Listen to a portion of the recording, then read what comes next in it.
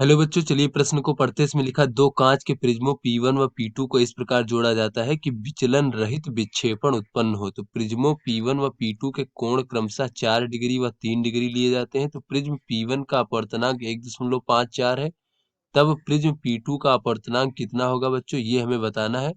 तो चलिए बच्चों, इस प्रश्न की मूल अवधारणा को हम देख लेते हैं बच्चों। तो बच्चों, इस प्रश्न की मूल अवधारणा में हम देख लेते हैं कि जो बच्चों पतला प्रिज्म होता है बच्चों, उसमें विचलन का मान कितना होता है बच्चों। पतले प्रिज्म के लिए पतला प्रिज्म बच्चों वो होता है जिसमें प्रिज्म का कोण का मान बहुत कम हो बच्चों। तो उसमें विचलन कोण जो होता है डेल बराबर वो होता है n-1 गुणे बच्चों ए। n क्या है बच्चों, प्रिज्म के पदार्थ का अपवर्तनांक, और a क्या है बच्चों, प्रिज्म का कोण।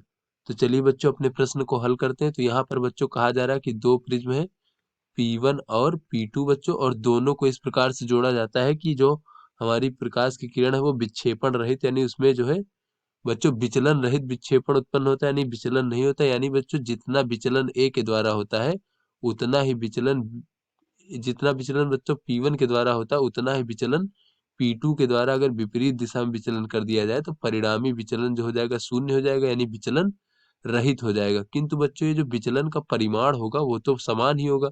तो बच्चों इसके द्वारा जो विचलन उसे डेल वन मान लेते हैं, इसके द्वारा विचलन डेल टू मान लेते हैं। इन दोनों का मान बच्चों समान होगा, और अगर दिशाएं विपरीत होंगी इस प्रकार से जोड़ा जाए तो परिणामी जो है बच्चों किरण की विचलन रहित प्राप्त होगा।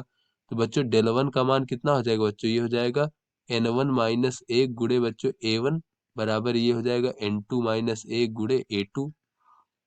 तो बच्चों n1 का मान 1.54 ऋण 1, और ये प्रिज्म के कोण का मान बच्चों 4 डिग्री है। तो ये हो जाएगा इस प्रकार से n2-1, और इसके प्रिज्म के कोण का मान 3 डिग्री है। तो बच्चों यहाँ पर हम ये सूत्र इसलिए प्रयोग कर रहे हैं क्योंकि ये प्रिज्म के कोण बहुत कम है बच्चों, क्योंकि ये दोनों ही पतले प्रिज्म है। तो यहाँ पर ये हो जाएगा बच्चों हमारे 0.54 गुणे 4 बराबर बच्चों n2-1 गुणे 3। तो बच्चों 3 से अगर ये काटे तो 0.18 हो जाएगा। फिर बच्चों ये n2-1 बराबर हमें प्राप्त हो जाएगा 0.72।